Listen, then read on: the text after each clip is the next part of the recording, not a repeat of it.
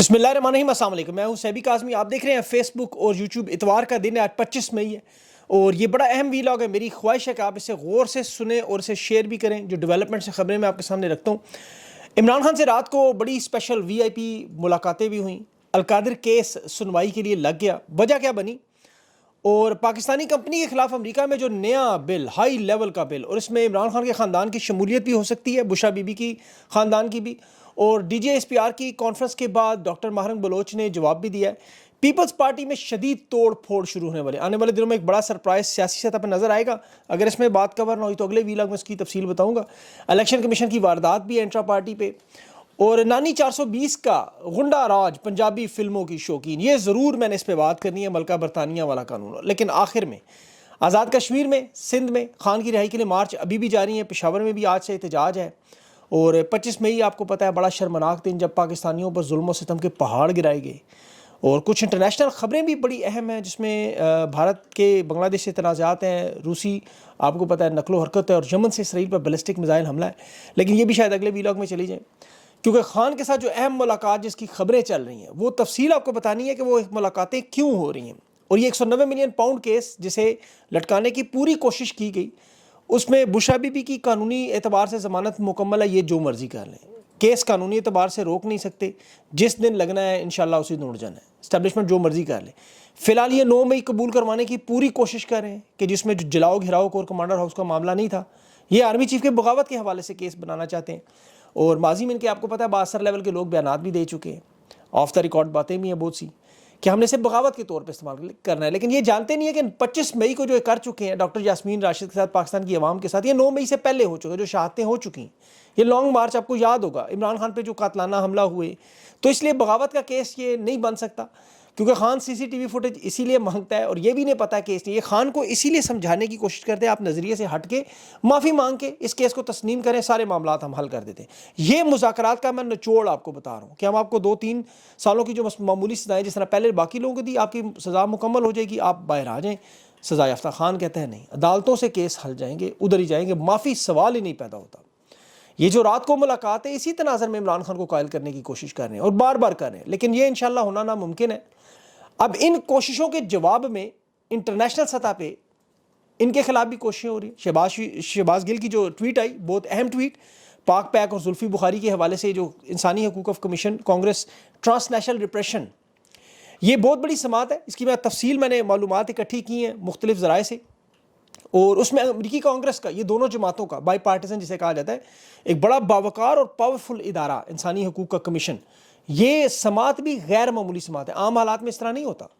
जब बैनुल-अक़वामी जबर, transnational depression में जो जुल्म सितम आपको पता है, हुकूमतें, एजेंसियाँ अपनी सरहदों से बाहर रहने वाले नाकदीन या मुखालिफिन, जो ओवरसीज़ पाकिस्तानी इस वक्त बन चुके हैं इनके, और ये कार्रवाई कोई मामूली कार्रवाई नहीं है, ये बैनुल-अक़वामी और सियासी सतह पर सबसे बड़ी हायर लेवल की कार्रवाई है। इसमें तमाम मुतासरीन से, गवाहान से रिकॉर्ड शुदा बयानात, जो मेरी मालूमात के मुताबिक आज मुकम्मल हो चुके, अब कमीशन बनाकर इन बयानात के सबूतों का जायज़ा लिया जाएगा। और ये बड़े मजबूत शवाहिद हैं।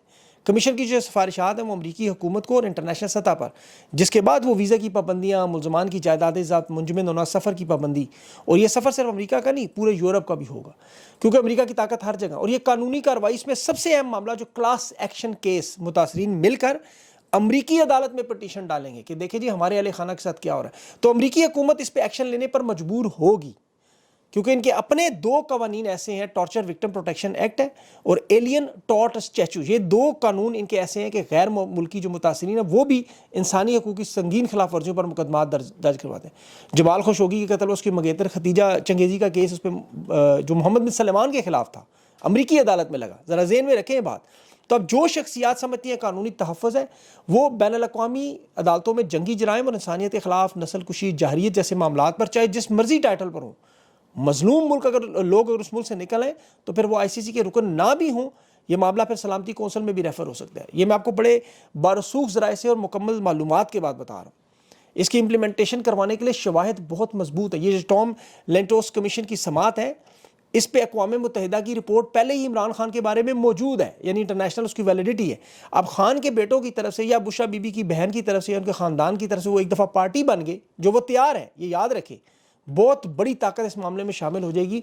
खान के बेटों ने तो इंटरव्यू में बाकायदा तौर पे कहा है اور پھر وہ دیکھا جائے تو ٹرانس نیشنل ریپریشن کے سب سے بڑے شکار وہ ہیں، کیونکہ ان کا باپ ہے، بشا بی بی کی بہن ہے، تو شاہ محمود قریشی کے خاندان کے یا ایون حسان نیازی کے حوالے سے بھی کزن کے طور پر بھی وہ اس کیس کو چلا سکتے ہیں، ملٹری کورٹ میں سزا ملی ہوئی ہے۔ تو یہ معاملہ بہت خطرناک معاملہ ہے۔ اس میں آپ جاوید ہاشمی کا بیان دیکھیں کہ خان کو جس حالات میں رکھا گیا ہے وہ ان جیسا بندہ بھی برداشت نہیں کر سکا، حالانکہ جاوید ہاشمی کو برف کی سل پر رکھا جاتا تھا، وہ کہہ رہے ہیں میرے سے سخت قید ہے خان کی، بشا بی بی وہاں گرمی کی شدت سے بے ہوش ہو رہی، اس لیے معاملہ اہم ہو چکا ہے، بڑا خطرناک معاملہ، تشدد کا معاملہ ہے۔ جو ولسن کا بل بھی اپنی جگہ موجود ہے۔ یہ جو خان سے ملاقات کروائی جا رہی ہے اسی کا تسلسل ہے کہ ان تمام کوششوں کو کاؤنٹر کیا جائے، روکا جائے۔ آپ نے ہمیشہ دیکھا کہ جب بھی ایسی کوشش شروع ہو پھر مذاکرات کی بتی کے پیچھے لگایا جاتا ہے، منجن دیا جاتا ہے اور کچھ ریلیف بھی دیا جاتا ہے۔ وہ میں ریلیف آپ کو چل کے آگے بتاتا ہوں۔ آپ یہ دیکھیں کہ ڈاکٹر یاسمین راشد کی رہائی کی اس میں بات کی گئی، شاہ محمود قریشی کی بھی رہائی کی بات کی گئی، بشرا بی بی کی رہائی کا کہا گیا، آفر کی گئی کہ تحریک انصاف کو سپیس بھی دیں گے۔ اب عمران خان ان سپیسز پر، ان رہائیوں پر کوئی بات چیت نہیں کرتے، وہ یہ بات جانتے ہیں کہ ان تمام سیاسی رہنماؤں کی رہائی ان کا حق ہے، یہ بے گناہ جیلوں میں۔ عمران خان اپنے مقدمات عدالتوں میں لے کے جانا چاہتے ہیں کہ آپ میرا مقدمہ لگائیں، عدالت سے میں فیصلہ، اس کے فل سٹاپ، آگے کوئی بات چیت نہیں۔ عمران خان 26 نومبر کی جوڈیشل انکوائری کروانا چاہتے ہیں، 9 مئی کی جوڈیشل انکوائری کروانا چاہتے ہیں، جس طرح پہلگام واقعے پر پاکستانی حکومت ہندوستان سے مطالبہ کرتی ہے۔ عمران خان بھی کہتے ہیں لاؤ سی سی ٹی وی فوٹیج عدالتوں میں رکھیں، جس طرح پہلگام واقعے کے ثبوت مانگے جاتے ہیں۔ عمران خان نے جو تمام مظالم ان کے ساتھ ہوئے وہ تمام کردار انہیں سامنے لانا چاہتے ہیں، جس طرح ہندوستان اور پاکستان خزدار کے اور پہلگام کے واقعے کے ذمہ دار سامنے لانا چاہتے ہیں۔ اب معاملات یہاں آ کر پھنس جاتے ہیں، کیونکہ آپ کو یاد ہوگا خان کے اوپر قاتلانہ حملے کی جو ایف آئی آر تھی، ارشد شریف کے قاتلوں کے نام تھے، یا مشرف ہو، ضیاء الحق ہو، ان تمام عامروں ان لوگوں کو بچانے کی جو ہمیشہ کوشش کی گئی، جو بالآخر اپنے انجام تک پہنچے ضرور ہیں، یہ بات یاد رکھیں۔ یہ بات انہیں سمجھ نہیں آ رہی اور ہر طاقتور شخص کو سمجھ نہیں آتی کہ وہ بچ نہیں سکتا، وہ جو مرضی کر لے، وہ جس مرضی عہدے پہ چلے جائیں، وہ ظلم کی جو حد کراس کر لیں۔ سندھ میں، موروں میں دیکھیں مظاہرین نے احتجاج کیا، یزیدیت کا لیول چیک کریں کہ لوگوں کو شہید کیا گیا، 3 دن سرکاری تحویل میں ورثاء کو ان کی میتیں نہیں دی گئی۔ سول اسپتال حیدرآباد میں پوسٹ مارٹم کے دوران پولیس والے وہ لاشیں ان گرفتار وارثین سے چھین کر بغیر آخری دیدار کرنے خفیہ طور پر دفنا رہے ہیں۔ وہ ویڈیوز دیکھیں آپ، جنازے کر دیے انہوں نے سرکاری تحویل میں۔ ابھی ماہرنگ بلوچ کو دہشت گردوں کے ساتھی قرار دینے کی پوری پریس کانفرنس ہوئی۔ آج ماہرنگ بلوچ نے اپنی بہن کے ذریعے وہ پیغام کا جواب دیا کہ جو 12 لوگ جعفر ایکسپریس کے واقعے میں دہشت گرد ہیں ان کی تو ہم مذمت کرتے ہیں، ہم تو ہر قسم کے تشدد کی مذمت کرتے ہیں اور کرنے کو تیار ہیں، کرتے رہیں گے، کیونکہ ہم پرامن لوگ ہیں۔ لیکن جو 24 لوگوں کی آپ لاشیں بات کرتے ہیں، ان کے وارثین پوچھتے ہیں، ان کی نشاندہی تو کریں، وہ کون لوگ تھے، وہ لاشیں تو واپس کریں، اس کے بعد پتہ چلے، ان کی ایک ٹرانسپیرنٹ انکوائری کروائیں کہ یہ کون تھے، کہاں سے اٹھا کے لائے، کہاں سے انہیں مارا گیا، کیا ہوا، جوڈیشل انکوائری کروائیں۔ ابھی کیونکہ D G S P R صاحب نے کہا نا کہ یہ لاشیں لینے ڈاکٹر ماہرنگ بلوچ سامنے آئیں تو اس لیے وہ دہشت گردوں کی ساتھی ہیں۔ وہ کہتی ہیں ہمیں تو ان 12 دہشت گردوں سے کوئی سروکار نہیں ہے، ہم تو ان 24 لوگوں کا پوچھ رہے ہیں، 2 درجن لوگوں کا، ان کی آپ انکوائری کروائیں، ان کے نام سامنے لائیں، ثبوت سامنے لائیں، جس طرح آپ پہلگام کے واقعے پر بھارت سے مانگتے ہیں وہ ثبوت ڈاکٹر ماہرنگ بلوچ ان سے مانگتی ہیں۔ اب ڈاکٹر ماہرنگ بلوچ کا دیکھیں نام نوبل پرائز کے لیے بھی امن کے لیے نامزد ہوا، وہ تشدد کی مخالفت کر رہی ہیں، انٹرنیشنل کمیونٹی سے درخواست کر رہی ہیں کہ ہمیں جہاں دھمکیاں نہیں چاہیے، جواب چاہیے، انویسٹیگیشن چاہیے، انصاف کے تقاضوں میں دیکھیں انصاف تو یہی ہے نا۔ اب لیکن طاقت کے نشے میں آپ یاد رکھیں وہی ہوتا ہے جو ہر دور کا عامر اور ڈکٹیٹر کرتا ہے، کیونکہ انہیں یہ لگتا ہے کہ ہم نے چونکہ طاقت کے ہر مرکز پر قابو پا لیا، اقتدار پہ قابو پا لیا ہے، لیکن ہوتا کیا ہے، ماڈرن ہسٹری کے 2 لوگوں کا آپ کو بتاتا ہوں، صرف 2 لوگوں کا، یہ ناخدا بن چکے تھے۔ رومانیہ میں نیکولائے چچسکو، آپ 1989 میں رومانیہ کا ڈکٹیٹر تھا، آپ یوٹیوب پہ جائیں، اس کی ذرا ماریں، اس کی ریسرچ رومانیہ کی آ جائے گی، اس کی لائیو تقریر وہ دارالحکومت میں اس نے کی تھی، اور وہاں کیسے لوگ بپھرے تھے وہ یوٹیوب پہ پڑی ہوئی ہے، آپ اسے ضرور چیک کریں کہ عوامی رد عمل سے پھر کیا ہوتا ہے جب آپ طاقت کے سارے ہر طرف سمجھے کہ میں نے قبضہ کر لیا ہے۔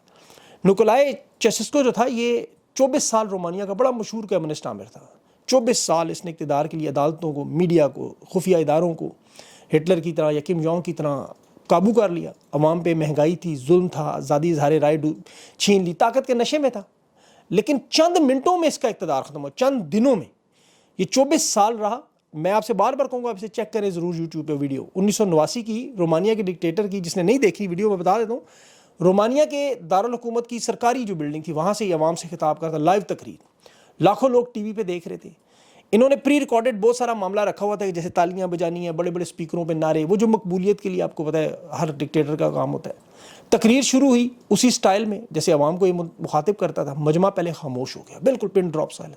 پھر ایک نعرہ گونجا، پھر دوسرا، پھر تیسرا، پھر دیکھتے ہی دیکھتے لائیو تقریر کے دوران عوام نے چیخو پکار ایسی مچائی، اس نے بڑی کوشش کو لوگوں چپ کرایا. اس کی بیوی کھڑی تھی ساتھ علینا، اور دونوں کی گھبراہٹ اور وہ آوازیں اس ویڈیو میں موجود ہیں. ریڈیو ٹی وی نے فوراً وہ نشریاتی رابطہ بند کر دیا، اور 2 گھنٹے، صرف 2 گھنٹوں کے اندر نکولو کو وہ اور اس کی بیوی ہیلی کاپٹر پکڑے ملک سے بھاگے. لیکن عوامی بغاوت پھیل گئی تھی، فوج اور پولیس میں بھی بغاوت پھیل گئی تھی، اور 25 دسمبر کو 4 دن بعد اسے گرفتار کر کے مقدمہ چلایا. اس پہ کرپشن کا، اپنی عوام کو مارنے کا، غداری کا بہت سارے مقدمات تھے. فائرنگ اسکواڈ کے سامنے کھڑا کیا، اور 24 سال کا اقتدار 24 سیکنڈ میں پانی کے بلبلے کی طرح ختم. یہ صرف ایک جگہ نہیں ہوا، اشرف غنی آپ کے سامنے ہے، شیخ حسینہ ہے، بشار الاسد، یہ سب آپ نے اپنی آنکھوں سے دیکھ چکے ہیں. ایدی امین یوگنڈا کا بڑا بدنام زمان فوجی حکمران، یوگنڈا کی سول حکومت کا جب اسے تختہ الٹا اقتدار پہ آیا، یہ بھی اپنے آپ کو فیلڈ مارشل کے عہدے پر لے گیا، تا حیات صدر ہونے کا. اور ایسے ایسے ٹائٹل اس نے لگائے جو آج بھی مذاق کے طور پر، جگت کے طور پر، مطلب فاتح سلطنت برطانیہ، مطلب کرۂ ارض کی بری اور تری کا مطلب انچارج. یہ میں مذاق نہیں کر رہا. یوگنڈا کے آپ اس منتخب صدر تھا ملون اولوندے، اس کا اس نے تختہ الٹا. برطانوی فوج کا یہ ٹرینڈ تھا، مارشل لا لگایا، ملک پہ قبضہ کیا، رنگ برنگے. ایک اس کا ٹائٹل تھا پریزیڈنٹ فار لائف، اور ایک جگہ تو یہ اسکاٹ لینڈ کا اپنے آپ کو بادشاہ بھی کہلوانا چاہتا تھا. یہ غرور اور خود پرستی تھی جو انگریزی میں کہتے ہیں نا میگالومینچا، اس کی وہ ایک کیفیت تھی، نشے کی حالت.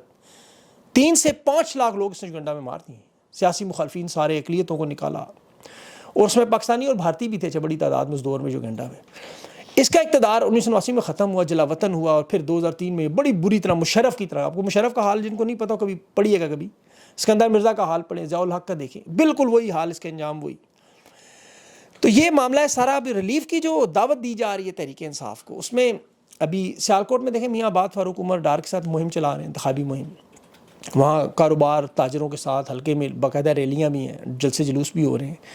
اور یہ بڑے عرصے بعد آپ کو ایک تبدیلی نظر آ رہی ہے. پنجاب میں 2.5 سال سے آپ کو پتہ جو فسادیت چل رہی ہے، جو گلو باٹ تباہی اور بربادی میں چاہتے ہیں، انہیں کہا جا رہا ہے اس میں ہم کمی لائیں گے، ختم نہیں کریں گے، کمی لائیں گے. اسی لیے تحریک انصاف کو تھوڑی بہت ریلیاں نکالنے دیں گے. پنجاب میں آپ دیکھیں جھنڈا نہیں نکالنے دے رہے تھے، اب نکل رہے ہیں.